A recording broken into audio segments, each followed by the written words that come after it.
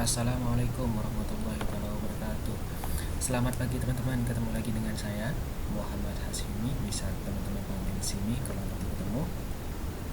Kali ini saya berkesempatan untuk mendemonstrasikan bagaimana cara kita instalasi salah satu sistem operasi yaitu Linux namun via VirtualBox.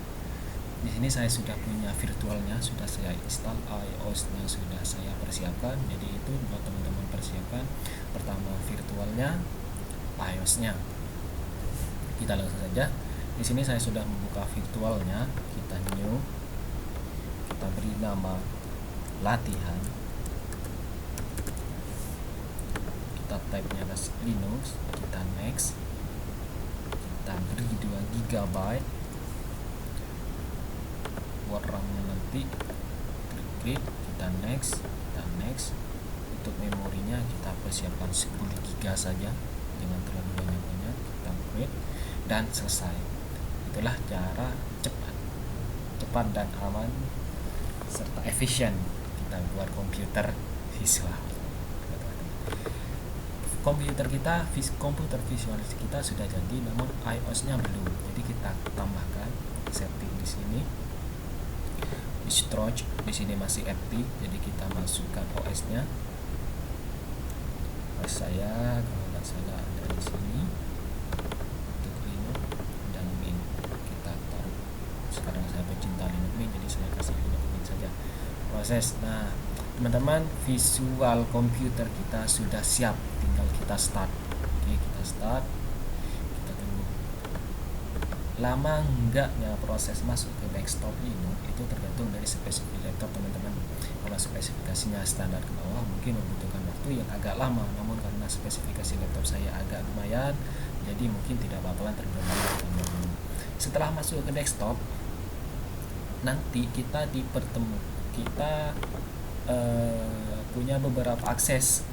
Kita bisa dalam hal partisi nih ya teman-teman, kita dapat membuat partisi secara manual dengan kebutuhan kita, atau kita berikan ke sistem.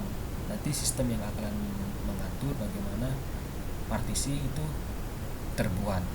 Namun enaknya di Linux itu sendiri, sebelum proses instalasi atau sebelum kita melakukan instalasi, kita itu sudah dapat meng-try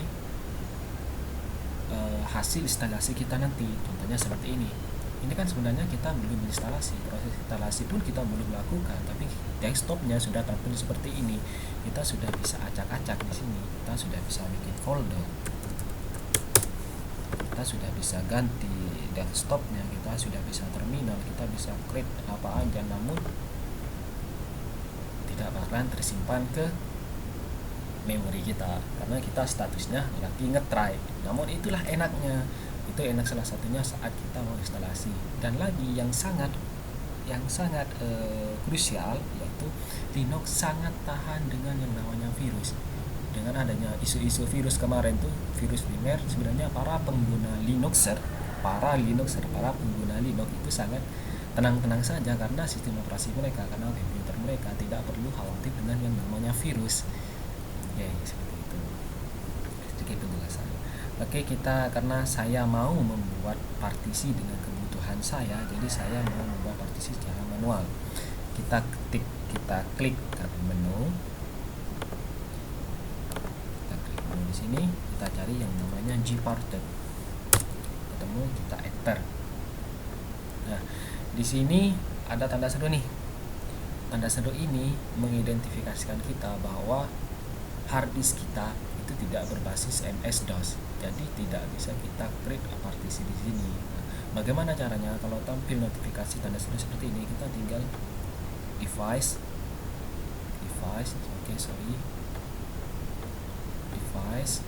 create partition table. Secara otomatis dia langsung akan menyesuaikan ke MS-DOS. Pilihannya banyak sebenarnya. Kita menggunakan MS-DOS, jadi kita create MS-DOS, kita apply, dan jejeng, dan akhirnya kita bisa. Pertama, saya jelaskan dulu. Partisi Linux itu ada 3 bagian.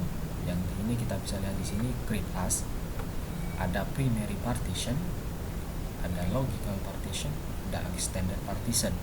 Primary partition itu adalah partisi utama dalam pembagian Linux, pembagian partisi Linux. Primary partition itu sendiri cuma bisa membuat 4 partisi, sedangkan logical adalah dia bisa membuat lebih dari 4 partisi. Extended itu sendiri apa? Extended itu adalah pemisah antara primary dan logical. Prakteknya kita langsung akan kita taruh ke primary partition dulu. Penjelasannya nanti saya bakalan jelaskan. Oke, saya add dulu.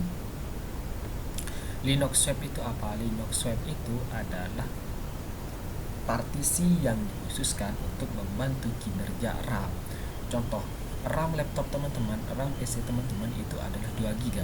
Jadi recommended dari saya, Linux swap-nya nanti harus diberikan 4 GB. Kenapa? Nanti membantu kinerja dari laptop teman-teman. Kalau seandainya PC teman-teman, laptop teman-teman, RAM-nya lebih dari 2 GB, 4, 6, 8 dan lain sebagainya nanti. Jadi recommended dari saya 2 GB itu sudah cukup untuk membantu kinerja RAM teman-teman.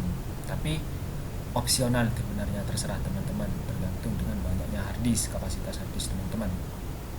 Terus yang kedua, kita harus membuat ext4. ext4 itu apa? Nah, nanti sebagai file system, tempat file system kita berada, kita taruh 4 GB saja. Sebenarnya dengan 2 partisi ini saja kita sudah bisa membuat partisi untuk Linux. Kita sudah bisa install Linux dengan dua partisi ini, satu untuk pembantu kinerja RAM dan satunya lagi untuk file sistemnya, folder partisi buat file system. Namun kalau seandainya kita masih membutuhkan partisi tambahan, kalau kita punya file-file nih, file-file pribadi dan lain sebagainya, mau disimpan di mana? Masa mau ditaruh di file system? Seandainya nanti kalau kita mau install ulang lagi, kita harus dari harddisk eksternal, kita salin lagi dan rempong. Jadi kalau teman-teman mau membuat partisi lebih dari 2, artinya partisi buat tempat file pribadi teman-teman, itu recommended buat lagi. Statusnya NTFS, kita taruh di sini 2 GB, kita add karena kita butuh lebih dari satu tempat buat file pribadi, buat file dokumen-dokumen dan multimedia. Contohnya kita buat di sini 1 GB lagi, kita buat lagi, jangan lupa NTFS. Oke. Kita butuh lagi, kita buat lagi di sini tuh. Apa itu? Is not possible to create more than 4 primary partition. Nah, di awal tadi saya sudah menjelaskan bahwa 4 partisi ini dari Linux Web sampai NTFS yang terakhir itu adalah ke detect primary partition. Jadi bagaimana seandainya kalau kita mau membuat lebih dari 4 partisi? Nah, disitulah saya jelaskan caranya. Kita hapus partisi yang terakhir atau salah satunya, kita new, di create as-nya kita taruh extended partition. Di awal tadi sudah saya jelaskan bahwa extended partition adalah pemisah antara partisi primary dengan partisi logical. Seandainya kita mau membuat lebih dari 4 partisi, langsung kita add. Nah, secara otomatis extended ini sudah termasuk ke partisi, jadi kehitung sudah 1, 2, 3 dan 4. Kita sudah membuat 4 partisi. Sekarang kita coba apakah kita sudah bisa membuat lebih dari 4 partisi. Kita coba. Ternyata bisa. Oke, ini teman-teman. Kita suruh 1 GB. Kita add.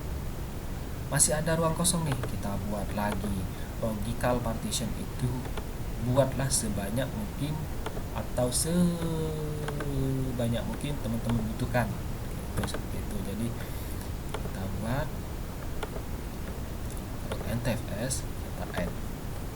Itulah penjelasan singkat tentang primary partition, logical partition dan extended partition. Di sini kita sudah menjelaskan semuanya. Jadi teman-teman tidak perlu bingung dengan pembagian itu, kita apply. Proses apply ini proses persiapan sebenarnya untuk membuat partitionnya. untuk partisinya selesai, dan kita sudah selesai membuat partisi manual untuk partisi kita. Oke, kita lanjut. Maaf tadi ada gangguan. Pembuatan partisi secara manual sudah selesai. Sekarang kita tinggal masuk ke tahap instalasinya. Oke, kita masuk ke tahap instalasi. Kita tunggu sebentar sampai tahap-tahap instalasinya keluar. Nah, pertama kita bakalan dipertemukan dengan bahasa komputer kita. Kita mau pakai bahasa apa nanti? Bahasa file system kita, bahasa OS kita. Kita tetapkan saja di bahasa Inggris. Kita continue. Oke, kita continue.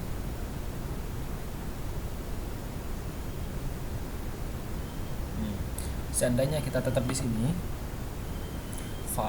partisi yang sudah kita buat nanti, partisi yang sudah kita buat tadi itu bakalan percuma. Kenapa? Karena partisi yang tadi bakalan dihapus dan diganti oleh partisi yang dibuatkan langsung oleh sistem. Jadi upaya yang kita lakukan tadi itu bakalan percuma. Jadi recommended dari saya, kita ini something else, kita continue. Nah, di tahap ini installation type ini kita bakalan menentukan di mana nih yang bakalan kita jadikan di mana nih partisi yang bakalan kita jadikan sebagai file system nantinya. Nah, karena tadi kita sudah mengatakan ext4 itu sebagai tempat file system kita, jadi kita arahkan ke partisinya di sini. Kita cari yang ext4, ternyata ada di sini. Kita cek, kita rubah di sini menjadi ext4. Kita sesuaikan username file system.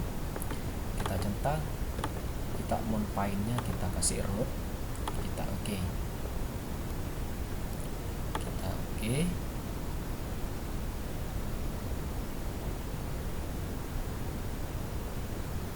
Prosesnya agak sedikit itu proses memang. Ternyata di sini kita sudah menempatkan file system kita di ext4. Di sini sudah ada perbedaan antara partisi satu dengan partisi lainnya. Nah, habis itu kita install nih teman-teman.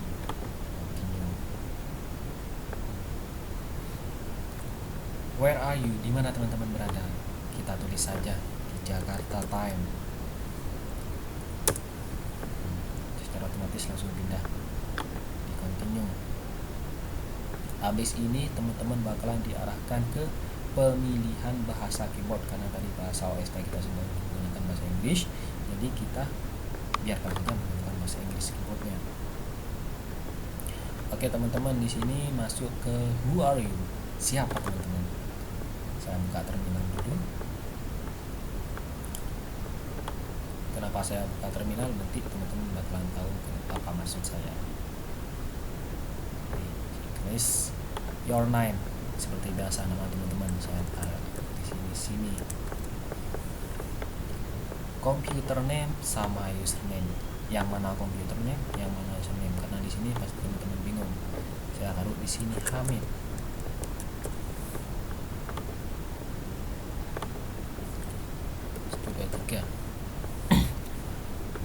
Your name ini nama teman-teman, your computer name nama komputer, pick a username ini username.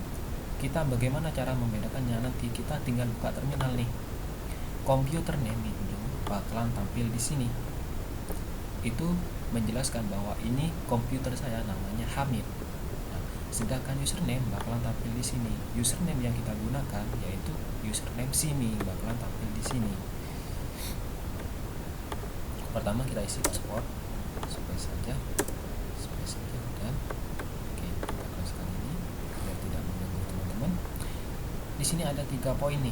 1, login automatically, artinya kita login, kita masuk ke komputer, kita akses apapun tidak membutuhkan password karena kita sudah login automatically, secara otomatis login. Nah, di Q my password to login. Nah, kalau kita mencentang ini, otomatis nanti waktu kita login kita membutuhkan password.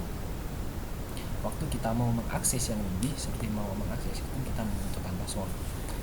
Kalau kita mencentang yang ini juga, berarti bukan hanya saat login, bukan hanya saat mau masuk ke sistem lain, tapi waktu masuk ke folder mau buka folder ini butuh password, mau buka folder ini butuh password, jadi rempong. Jadi saya merekomendasikan teman-teman cukup ini saja yang kita tinggal continue.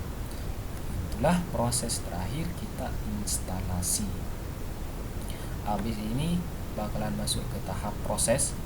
Jadi prosesnya mungkin baik itu speknya agak tinggi, speknya agak rendah, bakalan membutuhkan waktu. Cuma perbedaannya waktunya yang ada yang tinggalnya lebih lama, ada yang tinggalnya sedikit. Demikian dari saya. Nanti di sini bakalan tampil notif nih teman-teman, minta di restart, tinggal di restart dan selesai. Kita sudah bisa merasakan bagaimana enaknya memakai Linux, enaknya tidak memerlukan antivirus, enaknya tidak perlu install ini setelah install OS seperti sistem operasi lain. Setelah install sistem operasi baru install ini dan install ini, repot. Kalau di sistem operasi Linux secara otomatis kalau sudah kita install OS, kita sudah install Office-nya, kita sudah install medianya, multimedianya dan lain sebagainya. Demikian dari saya, itulah demonstrasi instalasi Linux dari saya. Semoga bermanfaat. Sampai ketemu di tutorial selanjutnya. Salam.